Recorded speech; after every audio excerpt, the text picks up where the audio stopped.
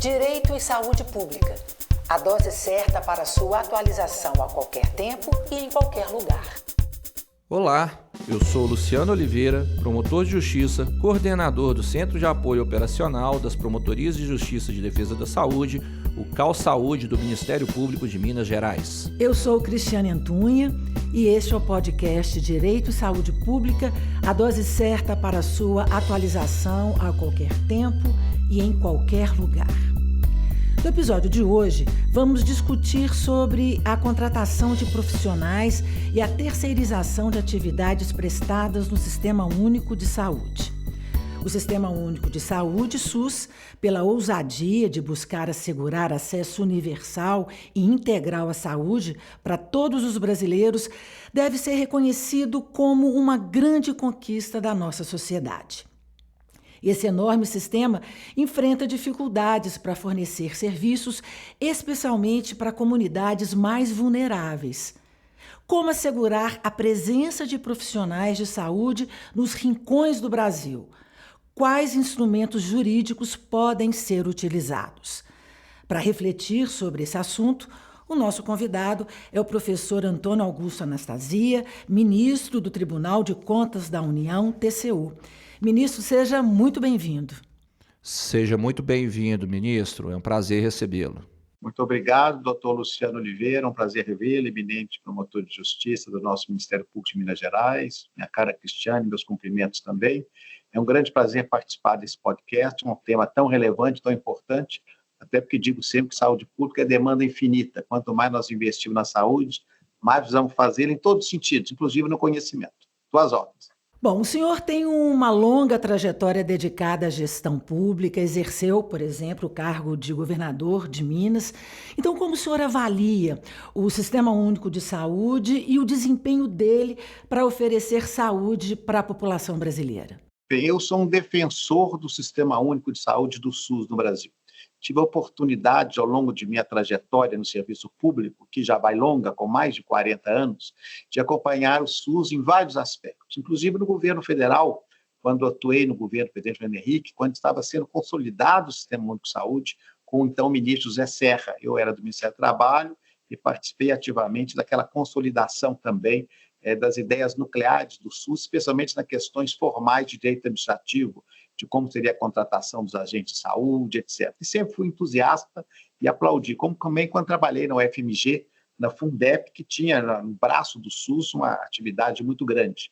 E sempre, portanto, tive esse testemunho da eficiência do SUS. E depois também, como secretário de Estado e governador de Minas Gerais, sempre empenhamos e investimos no SUS. Claro que o sistema tem deficiências, não é perfeito, mas ele é um sistema, de fato, que tem provado o seu valor. Aliás, se não fosse o SUS, a pandemia no Brasil, que já foi uma tragédia, seria uma tragédia muitas vezes maior.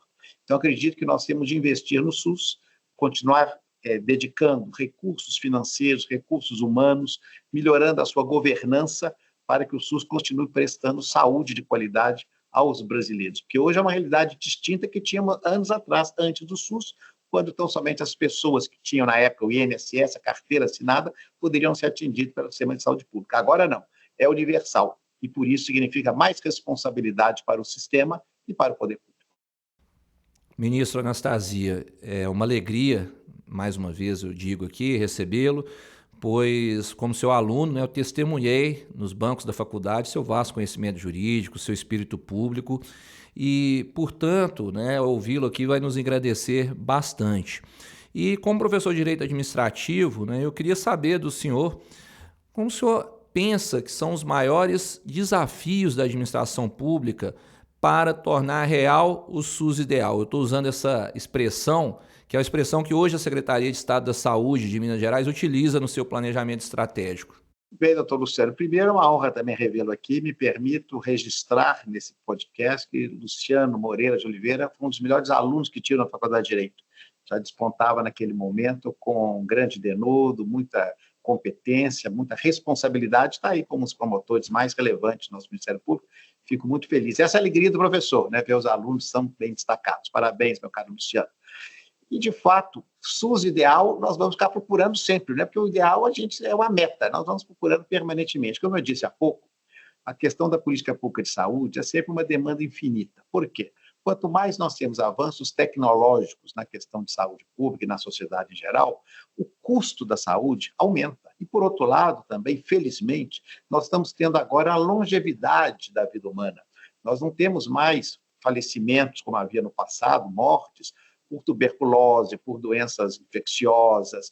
Hoje, a própria questão cardíaca evoluiu muito. Então, nós temos doenças de pessoas idosas, doenças de fundo nervoso, do sistema nervoso, e também câncer. Então, são tratamentos mais longos e caros. Então, evidentemente, o problema número 1 do SUS do Brasil será sempre o financiamento. E por isso eu digo que a demanda é infinita. Quanto mais hospitais, unidades, qualificação nós fizermos, mais demanda haverá. Até porque hoje é um custo não só de medicamentos, como também, como eu disse, de equipamentos de análise, diagnósticos, são muito caros. E medicamentos que são alguns caríssimos. E, felizmente, estamos avançando nisso. Quer dizer, doenças que não tinham medicamentos, hoje já existem. Então, o primeiro ponto é a questão do financiamento. Mas o financiamento não é só o financiamento. A questão fulcral que você precisa é a questão da gestão. Porque não basta ter o dinheiro, tem de aplicar bem o dinheiro, evitar desperdício, otimizar recursos, não perder medicamentos, vacinas, qualificar bem as pessoas, saber que as pessoas, que muitas vezes têm grande preparo na área da medicina e da saúde, mas não têm expertise de administração. Então, nós temos de mesclar as equipes, temos de qualificar permanentemente. Eu dou muitas palestras, Luciano, sobre licitação, porque eu fui o relator da nova lei de licitação no Senado, quando eu estava no Senado, e observo que a questão dos medicamentos é das mais sensíveis. Aqui no TCU tem muito assunto desse, o que demonstra que nós temos de melhorar a governança da questão das compras governamentais na área de saúde pública, as especificações, o detalhamento. A vinda dos genéricos foi muito positiva para o Brasil, isso barateou muito, democratizou o acesso, mas tem questões delicadas de termos de referência, então isso tudo tem que ser encarado no Brasil. Então, acho que a questão dos recursos, é claro, é importante, mas há um tema ainda maior, que é a governança do sistema. E como o sistema está baseado numa colaboração federativa, até bem sucedida, eu digo sempre que no Brasil a federação ela é muito, vamos dizer assim, obsoleta, ela não foi consolidada na sua origem, ela não é organicamente, o Brasil não é organicamente uma federação, nós somos um pouco artificial, mas no SUS funciona. Então, no SUS, quando você entra num próprio colegiado, a União, Estados, municípios, as entidades, até os usuários, isso é um ponto muito positivo, que demonstra como que é uma colaboração. A despeito de me lembrar, que me permita, assim, num tom um pouco cômico, que nem deveria ser desse nosso podcast, que é tão sério, mas me lembro no tempo do ministro Serra, quando houve a primeira grande epidemia de dengue no Brasil, que se perguntava se o mosquito da dengue ele era municipal, estadual ou federal. Quer dizer, o mosquito não tem nacionalidade, não tem naturalidade, ele estava ali picando qualquer um. Então, para definir bem as funções, o SUS avançou positivamente nisso. Então, é um dado muito positivo, o que não tivemos na segurança, não tivemos no meio ambiente, temos a dificuldade na educação. Então, dessas políticas públicas, a mais avançada nessa colaboração federativa é a saúde com o SUS. Então, isso são dados positivos. E agora, é claro que nós, para chegar num sistema ideal, eu acho que nem o NHS inglês, no qual o SUS se inspirou, ainda tem o grau de perfeição, até porque tem amigos que moram no Reino Unido e relatam lá dificuldades também. Eu acho que nós temos de investir nisso. Governança, recursos, e governança significa também qualificação de recursos humanos. Ministro, vamos falar agora de contratação de profissionais. Porque as entidades médicas, por exemplo, elas dizem que não há escassez no Brasil, mas sim uma má distribuição geográfica. Então, quais são as dificuldades na contratação, especialmente por concurso público, e quais são os problemas, os obstáculos para fixar os profissionais no interior e em áreas mais vulneráveis? Esse é um ponto muito delicado, minha cara Cris. Por que motivo? Primeiro, é sempre bom dizer que o profissional médico é um profissional caro. Caro na sua formação, caro na sua remuneração. É um profissional muito qualificado, que leva muitos anos para ser formado. Ao contrário do direito, da engenharia, que são 4, 5, 6 anos, um profissional médico leva 10 anos, porque além do curso de graduação, ele tem de fazer a especialização, a residência, ou seja, é um processo complicado. É um profissional, portanto, muito qualificado.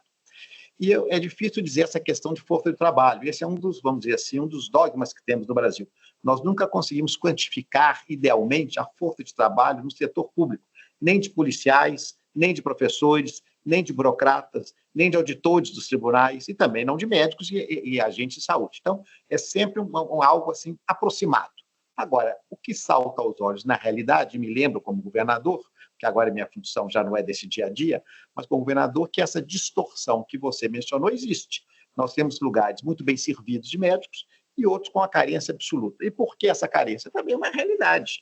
Não é? O médico precisa ter uma remuneração condigna com a sua formação e para a sua sobrevivência e aquilo que investiu nos seus estudos. Se ele tem essa remuneração na cidade grande, ele vai ficar na cidade grande. Ele não vai para uma cidade pequena para não ter remuneração e não ter meios de trabalho, até porque hoje, e aqui está o Ministério Público, com a responsabilização, especialmente dos agentes públicos, que é uma responsabilização importante, ele também não quer ser acusado de omissão de socorro por falta de meios.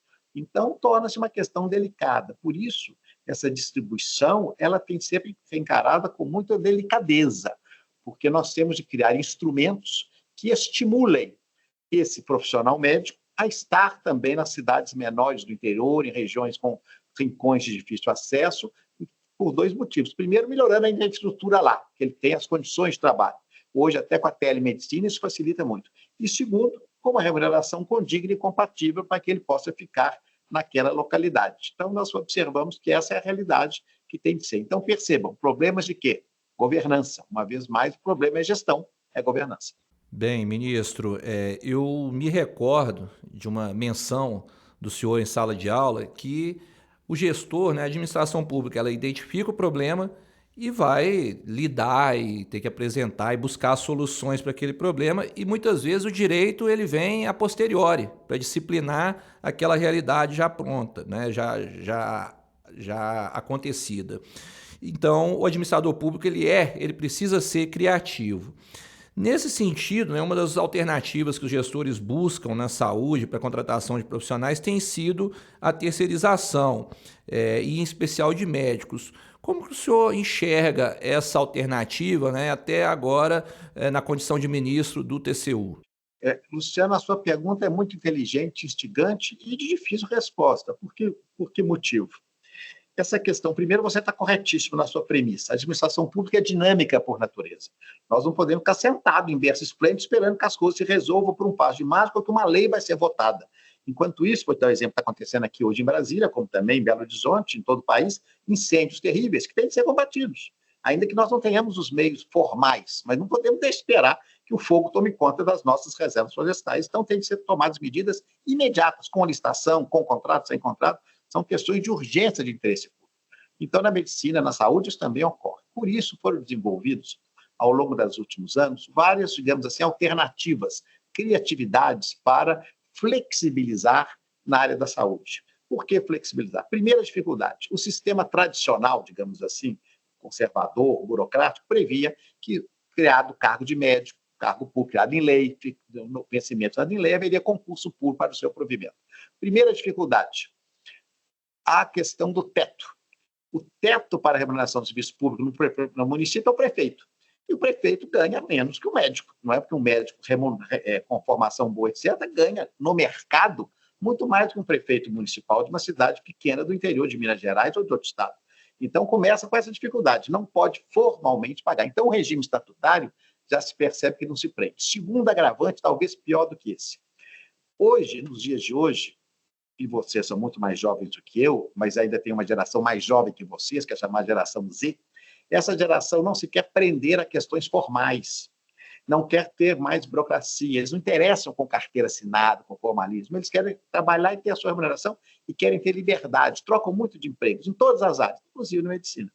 Resultado, se nós criarmos essas estruturas antigas, com burocracia, com carreira, nós não vamos conseguir, porque ele quer ter flexibilidade. É o momento atual da cultura mundial, flexibilidade, rapidez, celeridade das coisas. Então, por isso, esses instrumentos foram criados, a terceirização, a possibilidade de contratarmos organizações da sociedade civil para administrar grandes unidades hospitalares, que, através do regime, evidentemente, CLT e de contratação de pessoas jurídicas. Então, isso tudo acabou flexibilizando a área da medicina para fazer face às exigências remuneratórias de uma categoria que ganha muito mais do que a média do Brasil, e também para romper um pouco os grilhões de uma burocracia excessiva, que no caso da saúde não tem funcionado bem. Porque se na área jurídica, na área burocrática, na área administrativa, é claro que essa burocracia é imprescindível, na área de saúde, talvez educação não, porque saúde e educação também existem no setor privado, não são monopólio, não são atividades exclusivas do Estado. São típicas, mas não são exclusivas. Eu sempre mostro a diferença entre os dois conceitos. Então, significa que, se ele não ficar satisfeito no serviço público, ele vai para o setor privado. Ele não é prisioneiro, não é escravidão, então ele vai para o setor privado e tem a lacuna do serviço público, que é tão importante e é fundamental para o SUS. Então, nós não devemos ter, a meu juízo, preconceito contra essas ideias.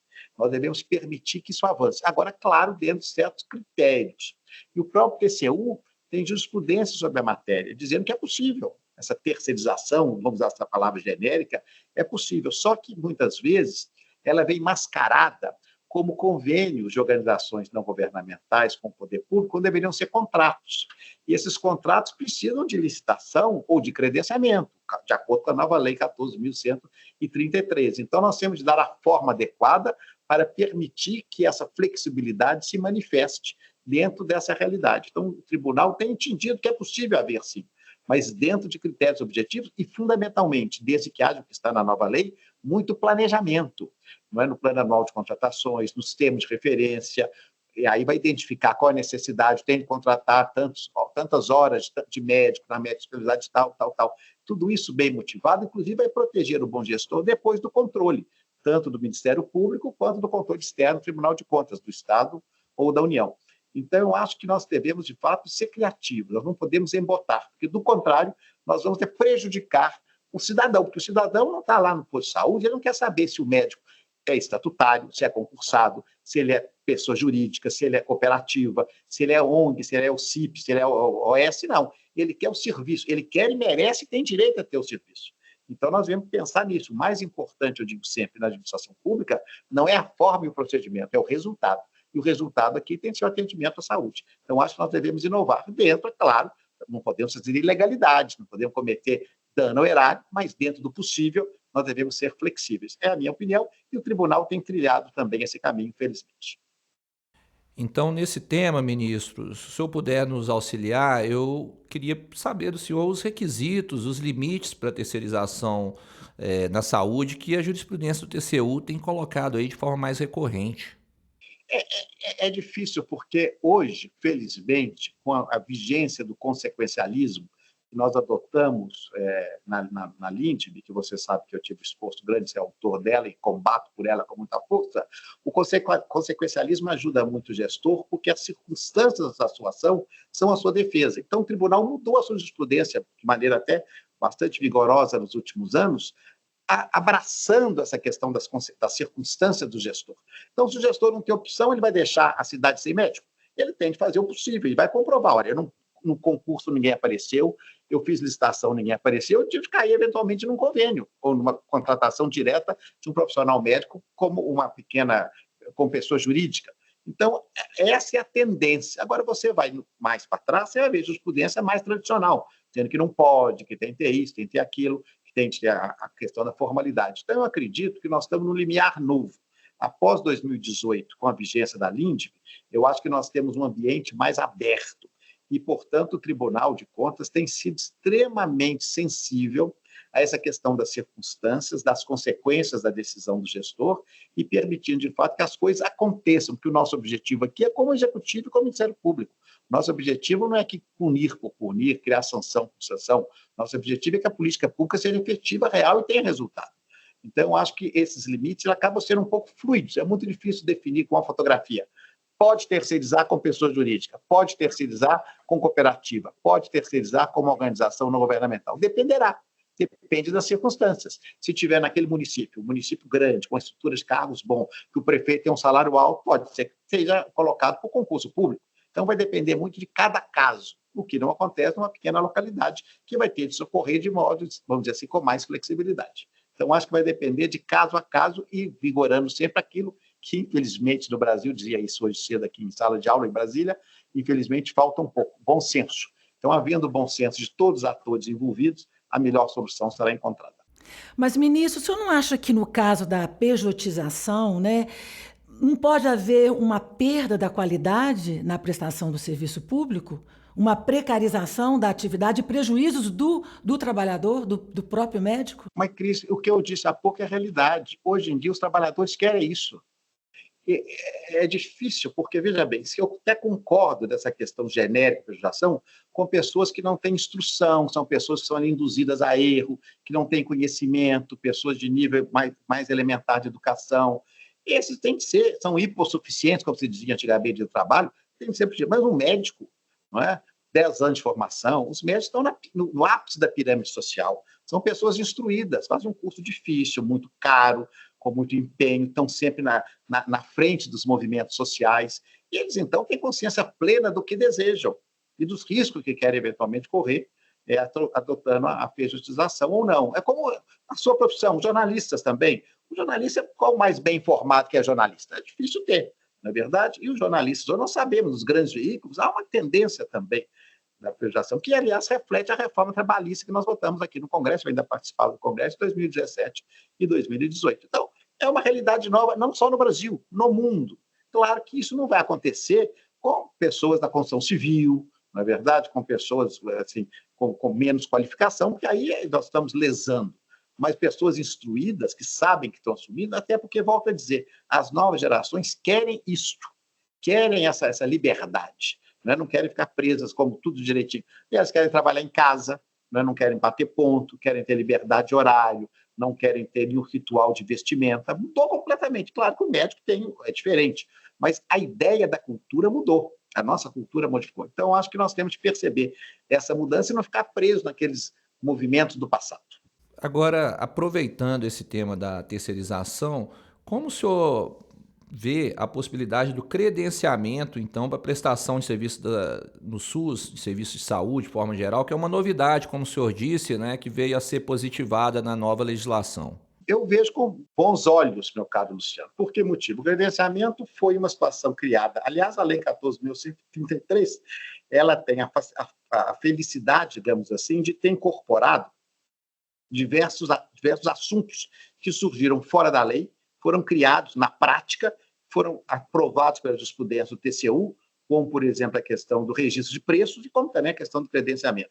Aliás, quando eu estava no governo de Minas, secretário de Planejamento, há 20 anos atrás, nós criamos o primeiro credenciamento. A lei não previa um credenciamento para as empresas de psicologia que fazem psicotécnico para automóvel, para carteira de motorista, que havia uma dificuldade de licitar aquilo. Quem que nós vamos licitar? Então, fizemos um credenciamento. Todo mundo que queira vir virá, através de um rodízio, o preço é tal. Então, funcionou e funciona até hoje muito bem. Então, o credenciamento veio na lei. Eu acho que na questão dos serviços, aonde existir estrutura que permita o credenciamento, ele pode ser claro que não vai haver credenciamento.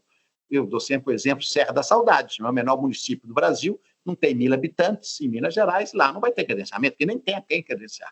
Mas onde o credenciamento for viável, tiver especialidades, se todos quiserem manifestar a possibilidade, eu acho perfeitamente possível, que os preços são tabelados, as pessoas vão estar qualificadas, vão atender os critérios do edital, que vão dar como vai ser feito o atendimento, quais são as necessidades de qualificação, como será feito o pagamento, e é perfeitamente viável que o faça, quer através de empresas, quer através de profissionais liberais. Acho muito positivo e não vejo nenhum mal nisso.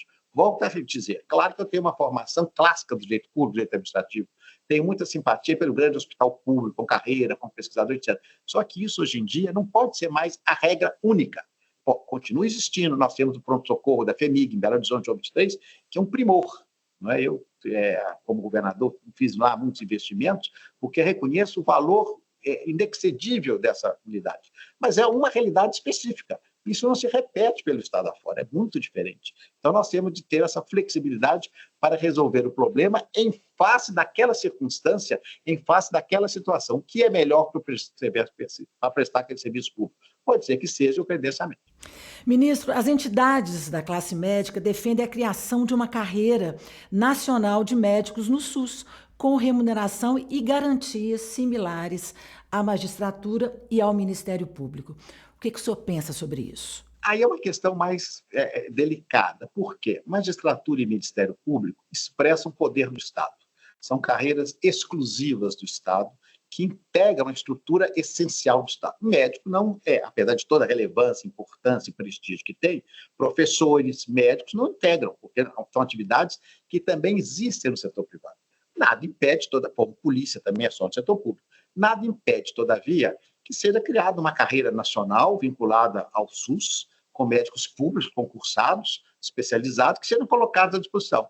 Mas confesso aqui, aí é uma questão muito de percepção, vamos dizer assim, pessoal, de sensibilidade.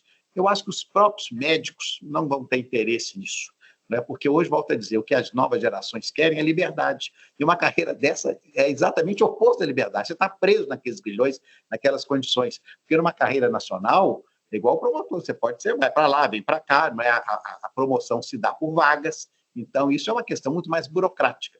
Agora, do seu ponto de vista teórico, é perfeitamente possível que seja feito. Não é uma carreira, claro, não vai ter poder de polícia, não tem nenhuma manifestação de potestade, mas pode ser uma carreira como a carreira do professor universitário. Nas universidades federais, a carreira é única. São lotadas as universidades por lotação, mas é uma carreira nacional. Então, isso é possível ser feito tecnicamente, mas volto a dizer, não sei se na carreira médica, para a função, para a atividade médica, isso teria grande simpatia dos médicos, não estou dizendo das lideranças corporativas. Bom, no episódio de hoje, então, falamos sobre a contratação de profissionais e a terceirização de serviços de saúde, com as participações do ministro Antônio Anastasia, do promotor de justiça Luciano Oliveira e minha, Cristiane Antunes. Ministro, muito obrigada. Foi um prazer recebê-lo aqui no nosso podcast. Muito obrigado pela sua participação, ministro. Muito obrigado, doutor Luciano. Muito obrigado, Cris. Muito agradecido pela gentileza. Espero que o podcast seja bem ouvido. E é um prazer participar. E dou parabéns pela iniciativa muito meritória da Coordenadoria de Apoio à Saúde do Ministério Público de Minas Gerais e também a Coordenadoria como um todo, de realizar esse tipo de difusão de informações à população mineira e brasileira também. Parabéns, muito obrigado pelo convite. O roteiro desse episódio é de Luciano Oliveira, quem assina a direção é Eduardo Cury. O podcast Direito e Saúde Pública é uma produção do Ministério Público de Minas Gerais. E eu já convido você para o próximo episódio, dia 30, no Spotify e no YouTube. Você também pode escutar na Rádio MP. Até lá! Direito e Saúde Pública. A dose certa para sua atualização a qualquer tempo e em qualquer lugar.